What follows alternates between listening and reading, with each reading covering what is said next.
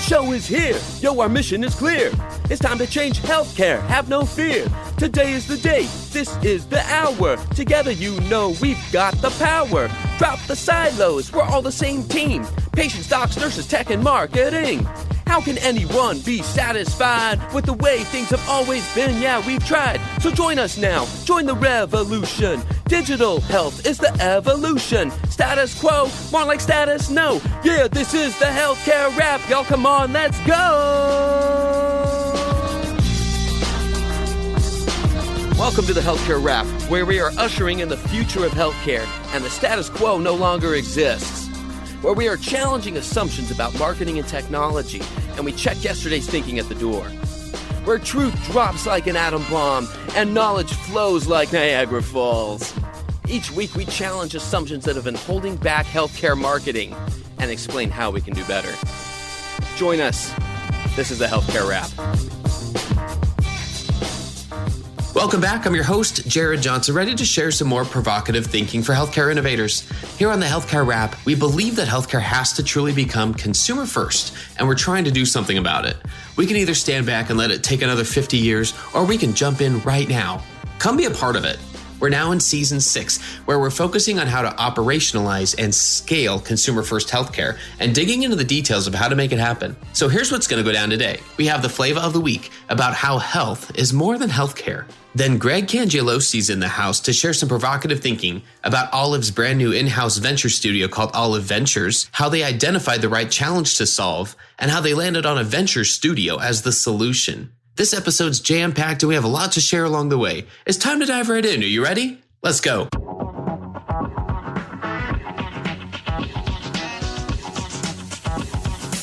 Flava of the week. Health is more than healthcare. The sooner we truly understand that, the quicker and more effectively we can design services and experiences that people actually want. Karen Lynch, CEO of CVS Health, seems to know that.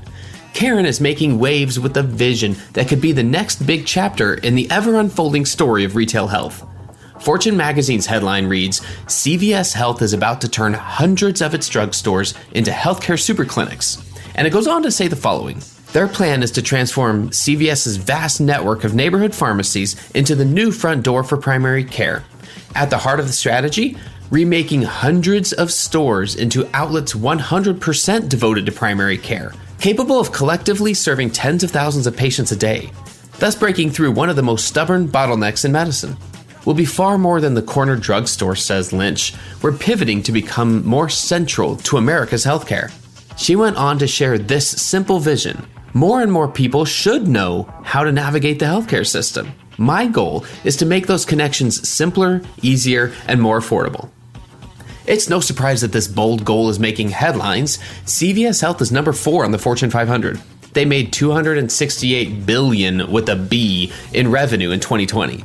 By acquiring Aetna in 2018, they have access to data from millions of consumer encounters. But don't let their size and scale trick you into thinking that only organizations of a certain size can be part of the consumer-first revolution, or that your organization can't follow suit.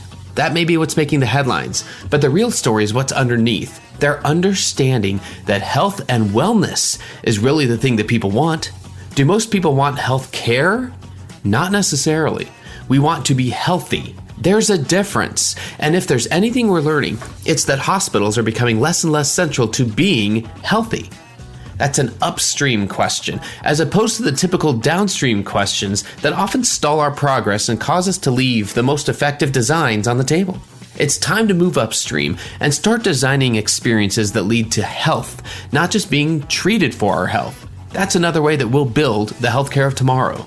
And that's the Flava of the week.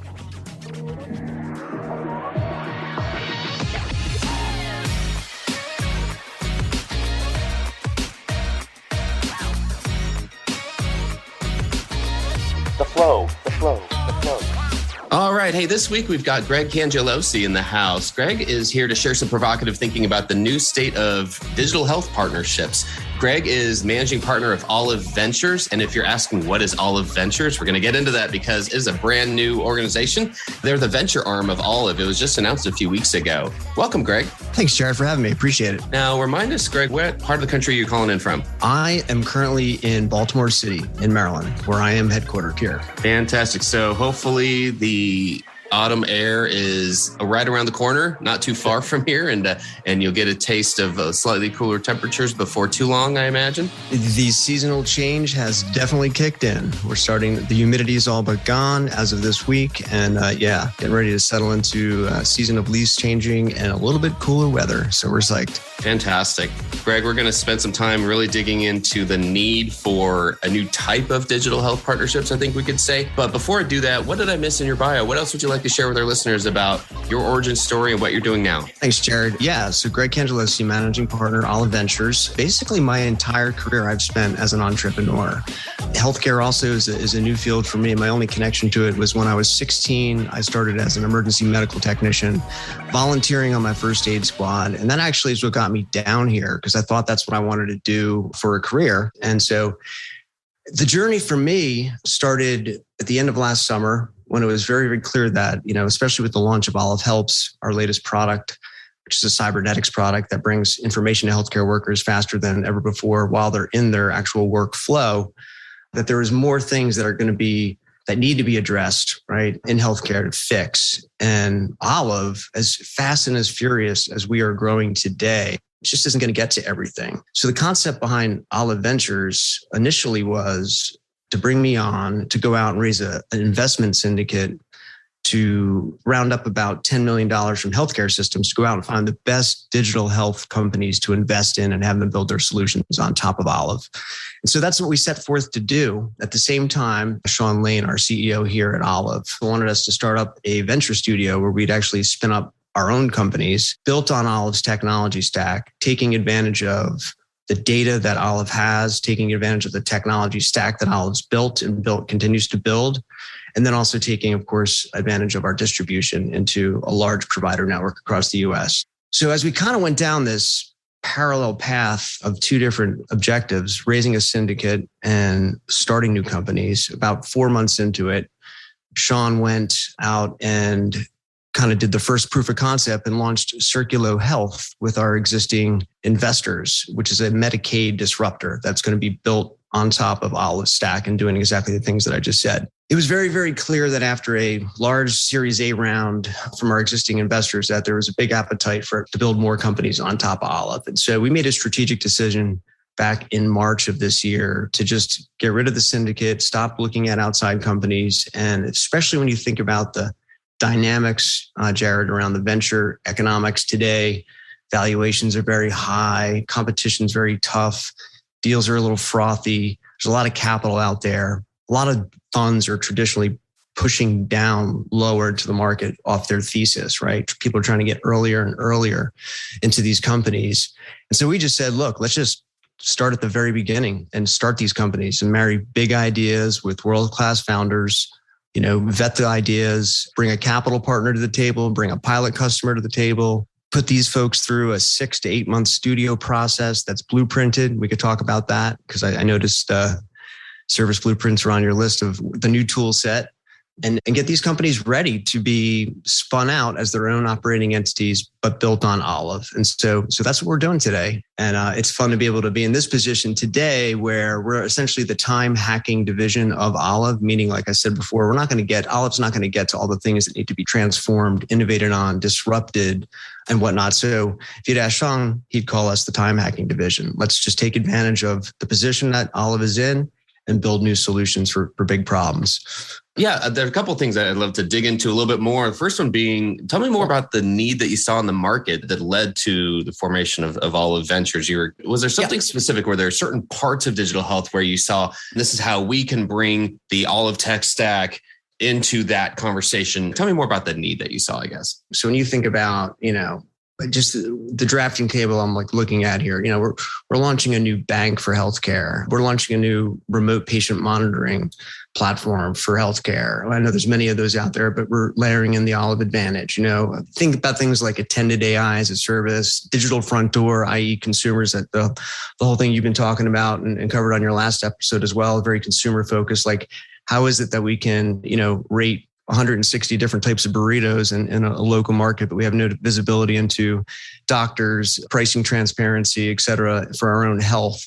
So it's really not about one thing, Jared. It's about a whole bunch of slew of areas that are problematic that need disruption and innovation around them. So that's what we're focused on. So our first company is Rotera AI, led by Eric McKesson. And that really is to support the launch of Olive Helps, which, as I said before, is a cybernetics tool that brings information to the healthcare at the time of their workflow. So whether it's patient registration, whether it's supply chain, whether it's finance, HR, pharmacy, et cetera, as healthcare workers are going through their workflow, we have a sensor network on their computer that's identifying what they're doing. Could be keyboard strokes, could be systems they're logged into, could be mouse movements, could be URLs. And we bring information in the form of a whisper or a loop right to the desktop of the healthcare worker. It's never been done before. We think it's going to be completely transformational. And the fact that Olive Helps is a true platform, Sean's vision was, let's build, there's literally companies that can be built exclusively on Olive Helps. And we have this idea of the Loop library, which is distributed to all of our healthcare providers, all of our healthcare systems. And healthcare systems can elect to turn on a loop from the Loop library. It's very similar to App Store, but it really is a true platform that was built by Olive. So that was like the impetus to get ventures going, when we realized, like, wow, we can start all sorts of companies that work across all functions in healthcare systems to solve problems and to make things go faster, to build efficiencies, to eventually change the way healthcare workers work and turning them into super healthcare workers. So it started with that. And that's why we launched Rotera AI first as the only pure play loop development engineering firm to support the launch of Olive Helps.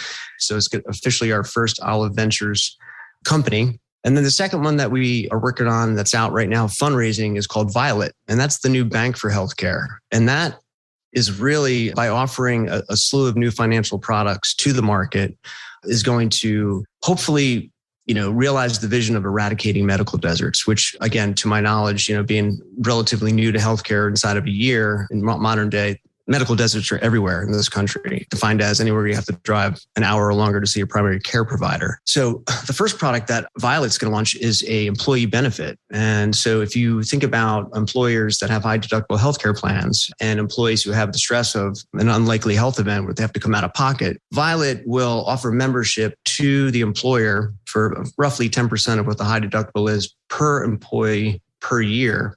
And if there is ever an event, the employee now has a peace of mind knowing that with their Violet card and any provider, no integration necessary, they can pay for their service, their treatment, whatever it may be, on day zero. And Violet will finance at 0% that employee over a 12-month period. And they can use HSA funds and other ways to pay that back. So that's one way, especially what we didn't even realize is in this talent market, how receptive employers were to this actual benefit. Everyone's looking for more peace of mind, less stress for their employees and their talent pool. So we think Violet's going to be the right place at the right time. It's buy now, pay later for healthcare, essentially. That's be the first product. And then over time, as it evolves, the idea around eradicating medical deserts is to take the incoming wave of physicians that are coming into practice for the first time that obviously are hesitant to go to rural areas or where less lives are to manage due to the 250,000 plus on average of medical school debt that they have. And so Violet will be in a position ultimately to refinance that medical school debt for those physicians and then finance their practices with the understanding that they will move into these less populated areas to start to close out the medical desert map of the United States. So those are two that we're working on now. And so the third one, if I just keep going, I'll riff a little bit more. We call it Project Spindle. It's going to be renamed something else, but essentially it's the quantified self that works, which crosses into remote patient monitoring and remote patient management. There's just too much data sitting from wearables, from smart scales, from glucometers to you name the device that is connected. We have to take that data, normalize it into something that could really be signal through the noise for the provider and transmit it back to providers. This way we can eliminate unnecessary hospital visits. We can eliminate unnecessary doctor visits. Doctors become more aware of what's happening with their patients on a much regular frequency and cadence, pre-care, pre-op, post-op monitoring, chronic conditions, et cetera. You can see it kind of covers the gamut there. A very crowded market, as we're seeing, but we're trying to really focus on the olive advantage that we can bring with the distribution. So we're moving into MVP with that right now. Actually, we're in a design sprint at the current moment while I'm doing this interview with you and moving towards validating our MVP. And then the list just goes on, Jared. It's just, precision injectables, surgical supply vision, food as a medicine. We just the drafting table is big. But what we do is we look at these ideas, right? Then these are ideas that just Olive's not going to get to, right? That are really important to create the change and that plug into the IOH vision, which is the Internet of Healthcare. We look at these ideas and then we put our research and analyst team on it, full-fledged to really understand what the market looks like, understand where the opportunities are, layer in the olive advantage, as we call it, and really make sure that there's the total addressable market is big enough for us to warrant spending time and resources on. It's a big enough problem to fix. And then we go from there and marry that idea up with a founder. So the list goes on and on. I think the overall kind of arching concept here is acceleration of commercialization around these digital health solutions, right? Like, how do we get this stuff out, vetted, validated, piloted quicker?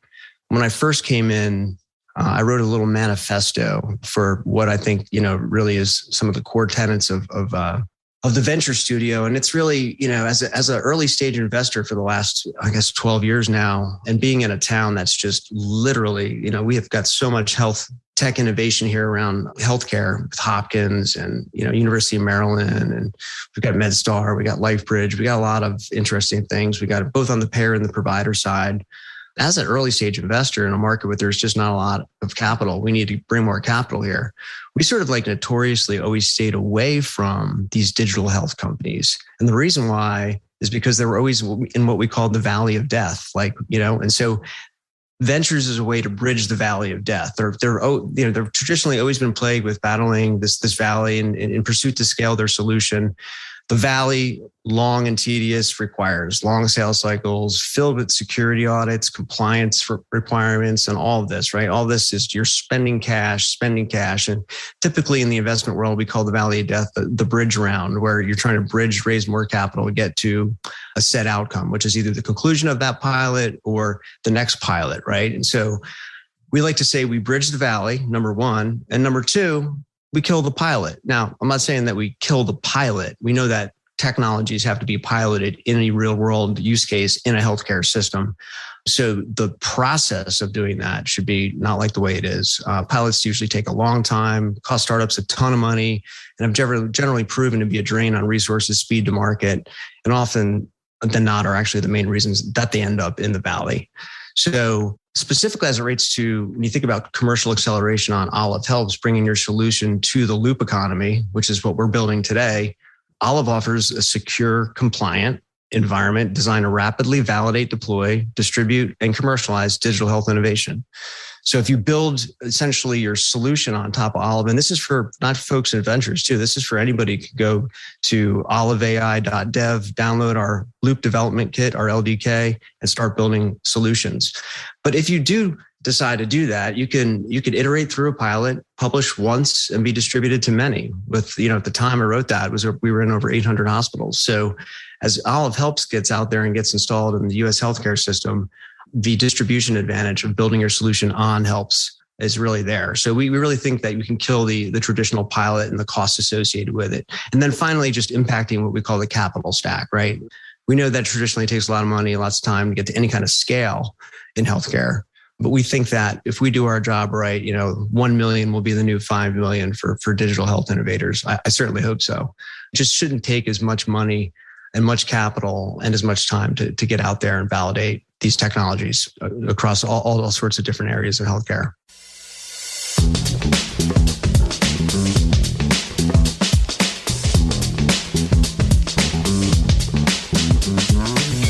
Hi, this is John Lynn from the Healthcare IT Today podcast. If you like the latest rumors, insights, and happenings in healthcare IT, you'll enjoy hearing my colleague Colin Hung and myself debate and share the latest happenings from the world of healthcare IT. Find the latest episodes or dig into our archive at healthcareittoday.com or search for Healthcare IT Today on your favorite podcast application or YouTube. When it comes to healthcare technology, we love this stuff, and we can't wait to have you join in on the discussion of everything health IT.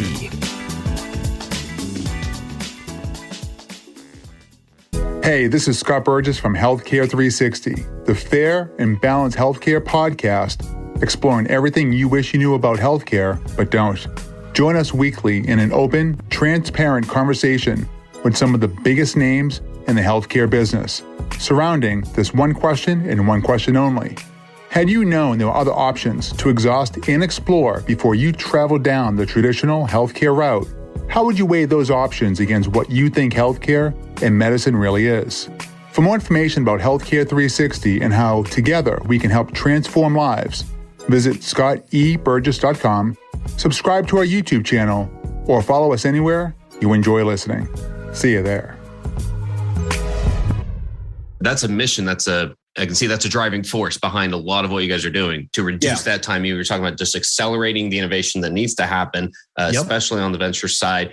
You mentioned one thing in terms of a tool about using service blueprints, and I'm fascinated about how that's been part of the process with any of the pieces you've been speaking about.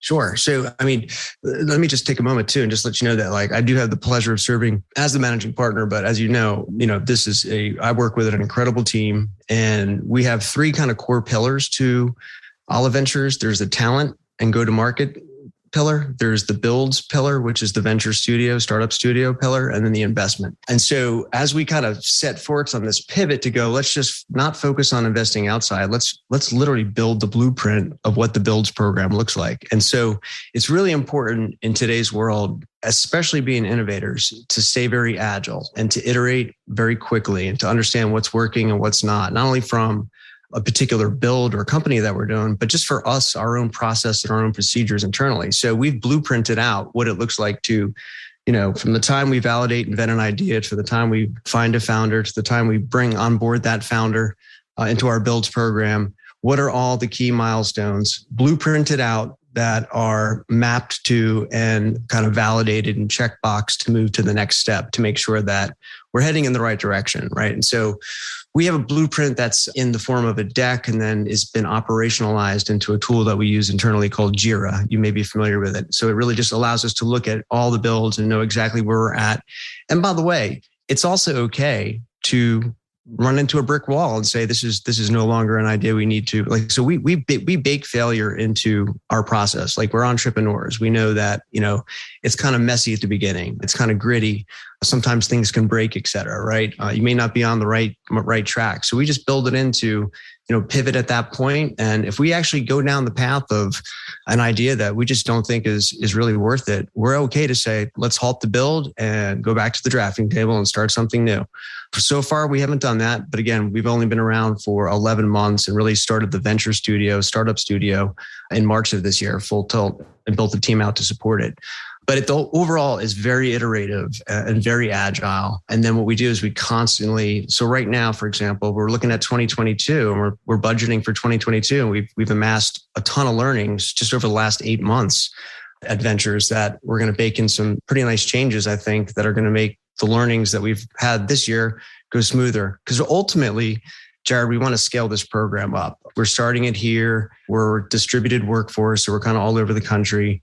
The ventures team is, and obviously the builders are all over the country as well. But we want to kind of get this to a program where we really, really have it kind of rubber stamped best we can. Of course, understanding that things constantly change and we're going to have to adapt on the fly.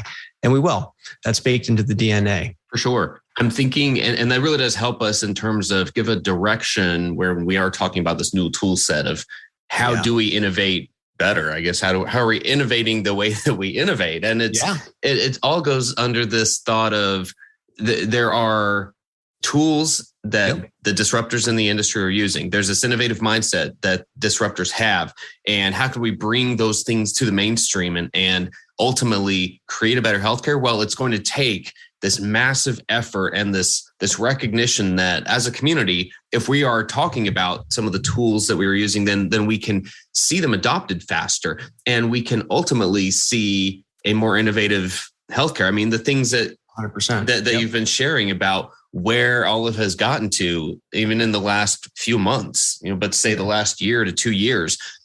Incredible. Yeah, there are things that you wouldn't have even guessed were possible or priorities because things have changed so much in the industry. And I think what that all comes back to is the needs of us as people, as consumers within healthcare. Because if all those needs were met, then we wouldn't be talking about all the innovation that was needed, quite frankly. But here we are, and we can look at the many, many, many needs that we each have to say, hey, why couldn't that experience have been better? What is taking all those resources on the back end when I'm meeting with my provider that's keeping them from having a positive encounter with me? Why wasn't I informed of this? Like all the questions we have a lot of times when we do have an experience as a patient with a provider of any kind, or even something, in one of the many retail providers that are out there now in retail settings, and the types of ways that we address our health and wellness with non-traditional providers, there are so many different questions that tend to come up of like, why wasn't this as good as an experience that I had in some other part of my life? And that question is what drives, I think, people like you, if you don't mind me saying that, of like, how can we improve this? How can we make this better? How can we close that gap? And you used the word accelerate. How do we accelerate this whole process? So I'm just encouraged by all of this to see the effort that's going on and the vision that you have for how to ultimately address some consumers' needs. I wonder if, as we start to kind of round this up and put a point on it, what is your vision for, let's say, if 3 years from now, if everything's going well, how can the healthcare experience for consumers be improved? Yeah, I mean, it's like, I think we're in this new landscape of, rapid innovation in healthcare. This kind of concept that, healthcare has not concept, reality that healthcare has like traditionally always been behind. But this new class of companies that are starting, like Olive, are getting to mass scale and really positioning healthcare to be in the lead for the first time. And Sean, our CEO, talks about how healthcare will lead if technology is adopted, if automations are adopted, if AI is adopted to fix these problems. Just the amount of waste, and I'll call it that because we're not everybody, but I refer to it as this administrative waste. One of our teammates, Rick Adams, says, do you know how hard it is to like waste $1 trillion every year?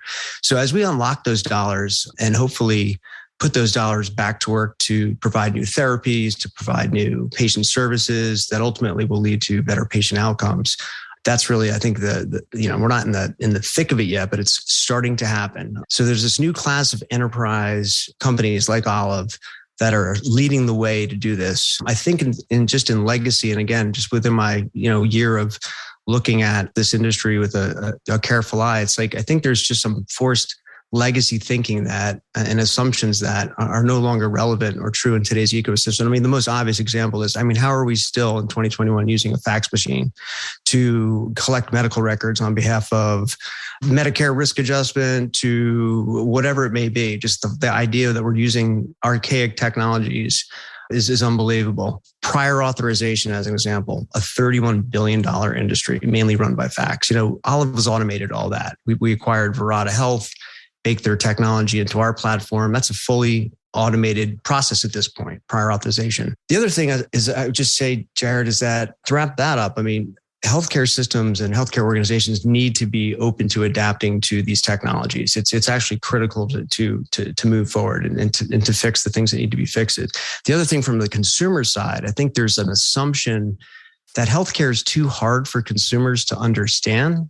So therefore, the case more often is not that they don't have any access to their healthcare and their medical records. And as we talked about earlier, conversely, when you look at like the financial industry, you can log into your bank portal, see every transaction, look at trends, see all sorts of things about you and your life. Like we need that for healthcare. And I think that's where you're really going to start to see a lot more of like thinking through the digital front door, as it's commonly referred to. And like, how do we make the patient experience more more streamlined and more transparent. I mentioned earlier, how come we can see reviews for every kind of restaurant and particularly a specific type of cuisine in a particular market and look at hundreds and hundreds, if not thousands of reviews for that, but we don't have the same thing for the people who are managing our health, right? And I think the shift from that is we really need to move to a shift where consumers are taking care of their own health and really assuring their own health and going from this sick care industry to one where people are, taking ownership of their health, but they need the tools and the data to understand that. I mean, I just think about my own personal transition in the last couple of months in terms of using like a Whoop band on my wrist, and the behavior change that's led to better health outcomes for me is that this thing nudges me to go to sleep, tells me I need 8 hours of sleep every night, tracks my activity, my strain, and my recovery. Like these are things that, you're going to see these become more pervasive and then hopefully tie them into the health ecosystem, which you're seeing, of course, with some of the big players in the market. I love it. So challenge the notion that healthcare is too complex for consumers to understand. That's going to give us a ton to think about. I love that. Exactly. It's out there, right? Like what? Well, that's the way, at least as a patient, I feel like that, and I know many other people do. It is definitely a pervasive feeling, and it leads to this thought of, well, why even try? What can be done? And what I'm hearing is the encouragement of an entire team and perhaps even a segment of the industry that is telling us and thinking every day, no, there are things we can do. In fact, it's our mission to simplify and to reduce the complexity so that ultimately healthcare can be easier and better for consumers. I think those are absolutely hallmarks of consumer first healthcare. Make it easier, make it less confusing, make it less expensive. You mentioned, the bank for healthcare and employers being part of that puzzle. I love it. And for our listeners, Greg, you did mention, Olive Helps, the platform itself, kind of the foundational platform. And for our listeners, we did have Sean Lane. Sean's the CEO of Olive. We had him on the podcast about a year ago. So that's episode number 134. If people want to check that out, fantastic interview. Again, like this felt like part 2 because the vision that Sean shared there. And so I love it. Greg, I just want to thank you for giving us a few minutes and sharing so much value. And I want to give you our last shot here in terms of anything else that you'd want to mention to healthcare innovators about anything we've shared now or anything else related to helping them make healthcare more consumer friendly. Be bold. And, that's my advice. Be bold and don't be afraid to try new things, adopt new technologies, think about the consumer, think about the patient. Just keep innovating. And if you've got something that you think that from a digital health startup, that your solution is something that you want to get out, take a look at Olive Helps, oliveai.dev. You can download our LDK and build your solution, and we can distribute it for you in our Loop library. These are the new types of things that I'm sure Sean laid out last year. They're all reality now. There's nothing like seeing a vision that is coming together and being executed on. And I feel really great when I get up every day knowing that we're working every day to build the internet of healthcare and to create positive outcomes for our society. Well, I'm so glad we got to do this. Before we go, what's the best way for listeners to connect with you and the work you're doing? Is that on LinkedIn or how do you prefer people to connect with you? Yeah, LinkedIn's great. Greg Cangialosi. It's a long Italian last name, but I know you'll spell it right. And then Greg at oliveai.com if you want to email. All good. Fantastic, Greg. All the best in everything you're doing. It's so encouraging for us to know that this type of work is going on and what it will do to the industry. Can't wait to hear more about it. Thanks for connecting with us and giving us a few minutes today. Thanks a lot, Jared. Appreciate it. Have a great day. Ed Marks here with Digital Voices, the only podcast for chief digital officers across all of healthcare and life sciences. Digital Voices is about the voice of the patient, the provider, the payer, pharma, big tech, retail, public health. Really, any part of the healthcare and life sciences ecosystem, that's the digital voice we want to capture as we learn and break barriers across the entire spectrum. Join us weekly as we drop our pod. Hey, thanks again for listening. We hope you found some value in this conversation. And if you did, do us a favor and follow us using your favorite podcast app. Then tell your friends and colleagues about us. If you like what you heard, please spread the word. Healthcare App is a member of the Shift.Health Content Network. If you enjoyed this podcast, you're going to love the other shows in the Shift.Health content network. Go check out the latest show. In fact, it's called Hello Healthcare, hosted by Chris Hemphill. It's focused on people who are moving healthcare forward, how healthcare strategy relates to data and AI, and what you can do to create or demand a better future. Subscribe on your favorite podcasting platform or at Shift.Health, where all 35 podcasts and video series are free and available on demand. Until next time, keep marketing forward. Thanks, and that's a wrap.